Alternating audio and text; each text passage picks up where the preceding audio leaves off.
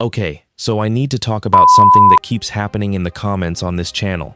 And honestly, I think it's the reason so many people try Ezekiel bread once and never make it again. They follow the recipe. They use the 6 grains and legumes straight out of Ezekiel 4:9. They bake it. And what comes out is either a brick so dense you could use it as a doorstop, or something gummy and undercooked in the middle, or something that just tastes off, kind of bitter, kind of flat. And they walk away thinking, okay, this ancient bread thing isn't for me. But here's the thing. It's almost never the recipe.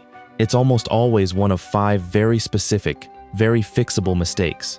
And once you know what they are, this bread goes from, why does this keep failing, to genuinely one of the most satisfying, most nourishing loaves you'll ever pull out of your oven. I've made this bread wrong more times than I want to admit before I figured this out. So consider this the video I wish someone had made for me. Stay with me, because mistake number 3 is the one almost nobody talks about, and it's probably the single biggest reason your loaf is coming out dense in a bad way instead of dense in a good way. Let's get into it. Why this bread is different, and why that matters. Before we get into what's going wrong, you have to actually understand what Ezekiel bread is, because it is not the same animal as a normal loaf of sourdough.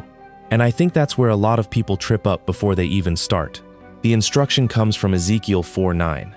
God tells the prophet to take wheat, barley, beans, lentils, millet, and spelt, put them in a single storage jar, and make bread from them to sustain him through a coming siege. 6 ingredients, 3 grains, 2 legumes, 1 more grain. And here's what almost nobody stops to consider. This wasn't designed to taste like a fluffy dinner roll. It was designed to keep a human body alive on very little food during a genuine crisis. Dense wasn't a flaw. Dense was the entire point. So when people approach this bread expecting it to behave like a soft, airy sourdough country loaf, they're already starting from the wrong expectation. And that mismatch in expectations is actually where most of these 5 mistakes come from. Mistake number 1, using a pre-ground flour blend instead of fresh ground grains and legumes. Okay, so this is probably the most common one, and it's completely understandable why people do it. You go online, you find an Ezekiel flour blend, pre-mixed, pre-ground, sitting in a bag, and you think, great, shortcut, let's go. And I get it. Life is busy. Nobody's trying to make you feel bad for grabbing a convenient bag of flour. But here's the problem. Wheat, barley, spelt, lentils, beans, and millet all oxidize at different rates once they're ground into flour. The oils and compounds inside legume flour specifically start to go rancid faster than grain flour does. And once that's happened, no amount of good technique in your kneading or your fermentation is going to fix the flavor. That slightly bitter, slightly off taste people report, 9 times out of 10, that's oxidized legume flour that's been sitting in a bag for who knows how long before it ever reached your kitchen.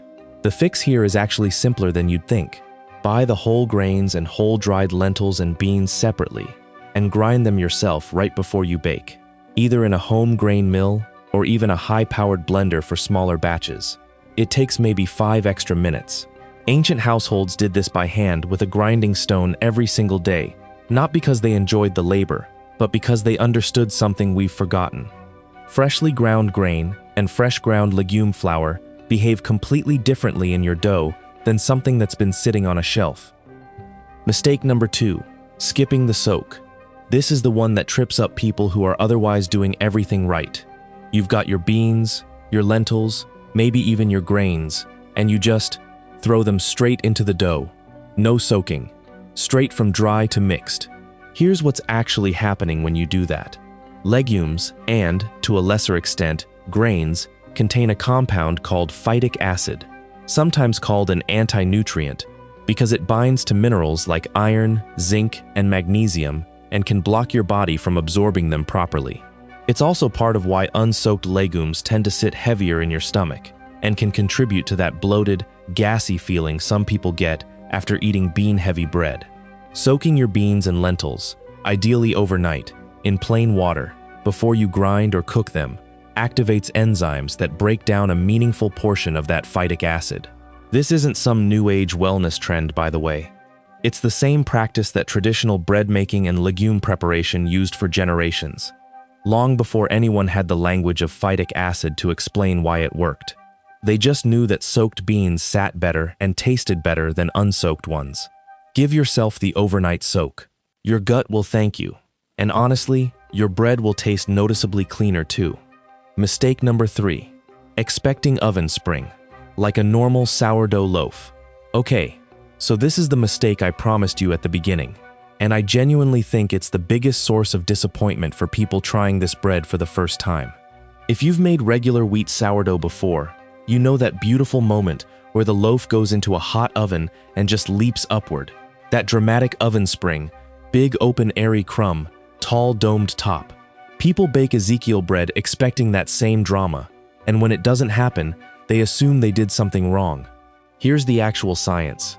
Gluten, the protein network that traps gas and lets bread rise tall and airy, comes almost entirely from wheat and, to a lesser degree, spelt. But Ezekiel bread is only a fraction wheat. The rest is barley, millet, lentils, and beans, none of which develop meaningful gluten structure on their own.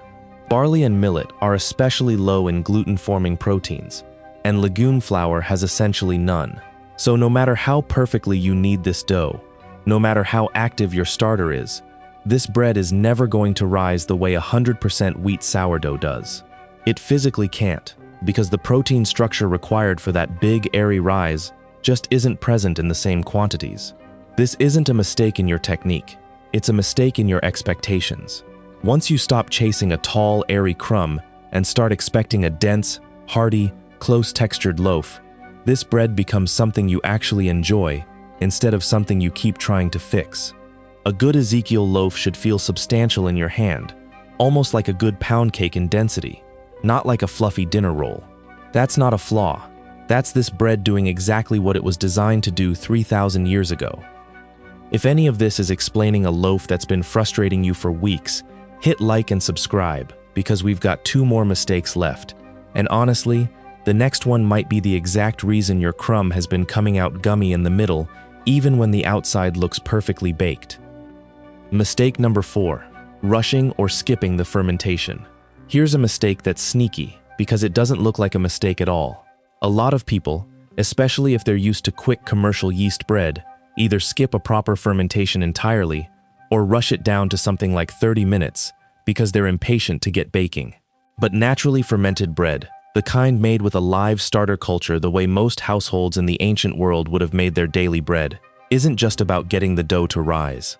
During a slow fermentation, wild yeast and lactic acid bacteria are actively breaking down some of the starches and proteins in the dough before it ever reaches your oven.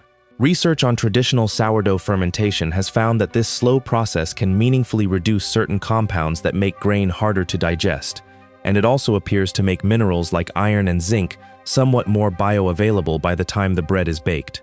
Rush that fermentation, and you're essentially skipping the exact step that made this style of bread easier on the body in the first place. The fix is simple, but it does require patience. Let your dough ferment for several hours, not 30 minutes, ideally with a properly active starter that's been fed and is nice and bubbly before you mix it in. If your starter isn't active yet, don't rush the bake to compensate. A dense loaf made with a properly fermented, patient process is going to serve you far better than a dense loaf made in a hurry. Mistake number 5, baking it like a regular loaf of bread.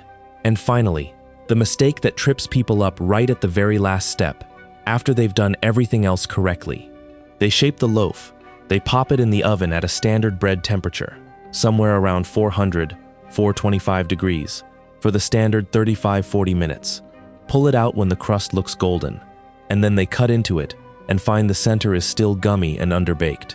Because this dough is so dense, thanks to all that legume and low-gluten grain content, heat simply doesn't move through it the way it moves through a lighter, airier wheat loaf. A high oven temperature will brown and set the crust long before the center has actually finished cooking through, which is exactly why so many people end up with a beautiful-looking loaf that's raw and gummy in the middle. The fix here is low and slow. Drop your oven temperature down, somewhere around 325 to 350, and extend your bake time significantly, often 45 minutes to a full hour depending on your loaf size. And don't just go by how golden the crust looks. Use a thermometer if you have one, You're looking for an internal temperature of around 200 degrees Fahrenheit for a dense grain and legume loaf like this. Or at minimum, tap the bottom of the loaf and listen for that hollow sound. That sound is your actual signal, not the color of the crust. So let's recap quickly, because I think seeing all 5 together really shows you the pattern here. Grinding your own grains and legumes fresh instead of using a pre-made blend. Soaking your beans and lentils overnight before you use them. Letting go of the expectation of a tall, airy oven spring, because this bread was never designed to rise like that. Giving your fermentation the time it actually needs instead of rushing it. And dropping your oven temperature while extending your bake time so the center actually cooks through. None of these are complicated fixes, but together, they're the difference between a loaf you make once out of curiosity and never touch again, and a loaf that becomes a genuine, regular part of your kitchen. This bread wasn't designed to be easy in the way modern bread is easy. It was designed to sustain a body through crisis, using 6 humble ingredients that, together, cover almost every nutritional gap a person could face. That takes a little more patience than throwing some flour and yeast together, but I think, once you taste a properly made loaf, you'll understand why it was worth 3,000 years of people still making it. If this saved your next loaf from turning out like a brick, let me know in the comments which mistake you'd been making. I genuinely want to know. And if you want more of these deep dives into the breads of Scripture, subscribe and turn on notifications, because we've got a lot more of these coming.